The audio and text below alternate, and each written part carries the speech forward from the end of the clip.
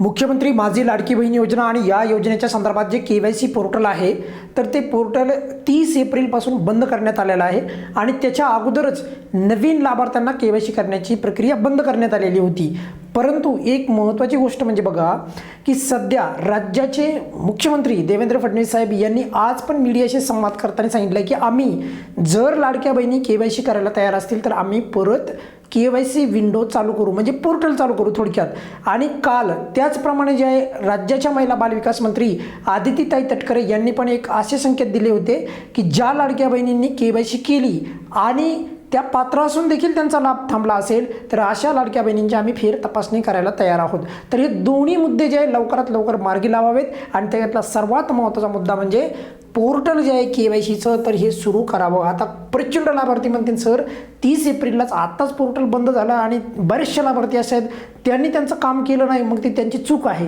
तर असं नाही, वेगवेगळे कारणं आहेत आणि सर्वात महत्त्वाची गोष्ट म्हणजे माझं तर असं मत आहे की हे पोर्टल ऑलवेज चालू राहायला पाहिजे होतं, म्हणजे नेहमी हे चालू राहायला पाहिजे होतं। ज्या लाडक्या बहिणीला वाटेल तेव्हा KYC करता यायला पाहिजे होती, वाटेल तेव्हा दुरुस्ती करता यायला पाहिजे होती। आता तुम्ही म्हणाल की सर त्यामुळे शासकीय यंत्रणेवर हे येऊ शकतो, म्हणजे ताण येऊ शकतो की ती परत ती माहिती चेक करणे वगैरे वगैरे वगैरे।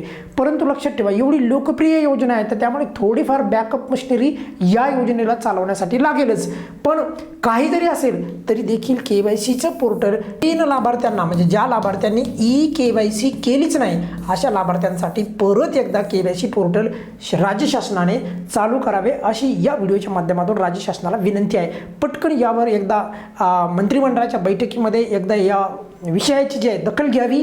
नवीन पोर्टल काही लाडक्या बहिणींना, आणि त्यांची संख्या लाखोमध्ये असू शकते, आणि त्याच्यामध्ये एक लाडक्या बहिणी आहेत, एक प्रकारच्या लाडक्या बहिणी आहेत त्या म्हणजे एकल महिला।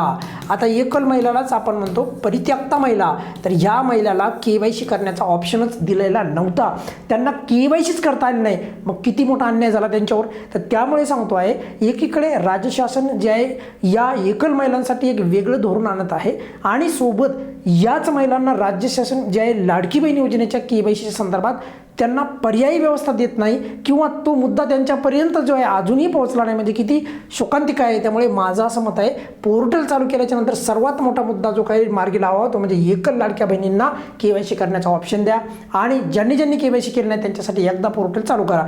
मग ते पोर्टल तुम्ही 1 महिना चालू करा किंवा मग तुम्हाला वाटेल की आम्ही 10-15 दिवस देतो, 15 दिवस किंवा 1 महिना कालावधी देतो, तेवढ्यात पटपट पटपट तुम्ही तुमच्या KYC करून घ्या। असं जरी केलं, आता ही KYC कुणाला म्हणतोय मी खास करून ज्यांनी केलीच नाही KYC त्यांना म्हणतोय, ज्यांनी केली त्यांना काय अडचण नाही, बरोबर।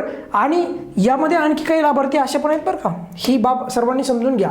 बघा मुख्यमंत्र्यांनी आज KYC पोर्टल चालू करण्याचे संकेत दिलेले आहेत, पात्र असून पण KYCच्या अभावी बऱ्याचशा लाडक्या बहिणींचा लाभ थांबलेला आहे आणि काल आदितीताई तटकरे यांनी KYC फेर तपासणीचे संकेत दिलेले आहे, यामुळे प्रचंड लाभार्थ्यांचा लाभ परत चालू होऊ शकतो।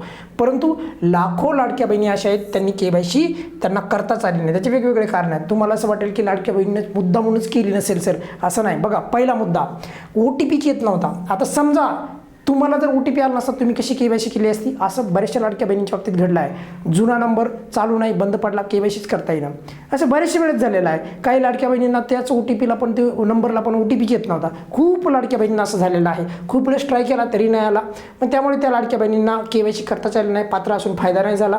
चुकीच्या पद्धतीने बघा KYC केली, पहिल्यांदा तुम्हाला माहिती आहे की वेबसाईट आली होती, त्या वेबसाईटवर जाऊन KYC केली आणि ती KYC त्यांना वाटलं की झाली आमची KYC, आणि त्यामुळे काय झालं की त्यांची मूळ शासकीय वेबसाईट होती त्याच्यावर KYC झाली नाही। पण जे आपल्या चॅनलला जुटलेले सबस्क्रायबर होते, जे आपल्या चॅनलची फॅमिली आहे त्यांना कळालं की कोणती ओरिजिनल आहे कोणती डुप्लिकेट आहे, त्यामुळेच आपण सांगितली पण होती माहिती, बरोबर। काही लाडक्या बहिणींनी काय केलं की बँकेचीच KYC त्यांना वाटली की हीच लाडकी बहिणी योजनेची KYC, बँकेत गेल्या KYC चालू आहे का, बँकेवाले म्हणले हो चालू आहे, त्यांना वाटलं झाली आमची KYC, असं नाही। लाडकी बहिणी योजनेची पण स्वतंत्र KYC असती। एका लाडक्या बहिणीचा फोन आला होता, त्यांनी सांगितलं की सर मला असं वाटलं की बँकेचीच KYC म्हणजे लाडकी बहिणी योजनेची KYC, पण त्यांना सांगितलं की तसं नाही, ती वेगवेगळी KYC आहे। पण त्यांनी सांगितलं सर मला आत्ताच कळालं, पण त्या पूर्वी आपल्या चॅनलला जर जुटलेल्या असतात नक्कीच त्यांना ती गोष्ट कळाली असती, कारण ती वेगवेगळी KYC आहे। तर त्यामुळे याच्यामध्ये पण बऱ्याचशा लाडक्या बहिणींचं नुकसान झालेलं आहे। त्यानंतर चुकीच्या वेबसाईटवर जाऊन KYC केली, काही ना चुकीच्या पद्धतीनेच KYC केली। बघा चुकीच्या पद्धतीने म्हणून नंतर आपण तो मुद्दा लावला होता की काय करू लागले, कोणी काय बी सांगू लागले व्हिडिओ करून, की या नंबरला पाठवा, तुमच्या चुलत्याच्या नंबरला पाठवा, तुमच्या भावाच्या नंबरला पाठवा, बहिणीच्या नंबरला पाठवा आणि मग लाडक्या बहिणीने तशा KYC केल्या आणि नंतर आपण तो मुद्दा लावला आणि मग नंतर KYCमध्ये दुरुस्ती झाली, मग दुरुस्ती करण्याचा पर्याय आला. पण तेव्हा मात्र काही लाडक्या बहिणींना दुरुस्ती करता आली नाही. ही बाब समजून घ्या. त्यामुळे चुकली त्यांची KYC चुकीच्या व्हिडिओमुळे आणि आता जेव्हा त्यांनी दुरुस्ती करायला गेल्या तेव्हा त्यांना दुरुस्ती करता आली नाही. त्यामुळे शेवटपर्यंत KYC दुरुस्ती झाली नाही. यामुळे पण प्रचंड लाभार्थ्यांना यावेळेस KYC पूर्णपणे सक्सेस करता आली नाही. संपूर्ण प्रक्रिया KYCचा टप्पा त्यांना पूर्ण करता आला नाही. हे कारणं असे आहेत की हे जर एखाद्या लाभार्थ्यांच्या बाबतीत जर घडले असते आणि याच्यामध्ये आणखी एक महत्त्वाचा मुद्दा होता तो म्हणजे एकल लाडक्या बहिणी. एकल लाडक्या बहिणींना ऑप्शनच नव्हता. त्यामुळे यांना KYC करताच आली नाही शेवटपर्यंत. तर त्यामुळे एकंदरीत या कारणामुळे KYC करणं जे आहे काही लाडक्या बहिणींना जमलं नाही आणि त्यामुळे सांगतोय एकदा हे संपूर्ण मुद्दे लक्षात घेऊन एकदा पोर्टल चालू करावे. मग ते 15 दिवसासाठी असो किंवा एका महिन्यासाठी असो, पण मात्र जरूर KYCचं पोर्टल एकदा परत चालू करा, एवढी नम्र विनंती आहे.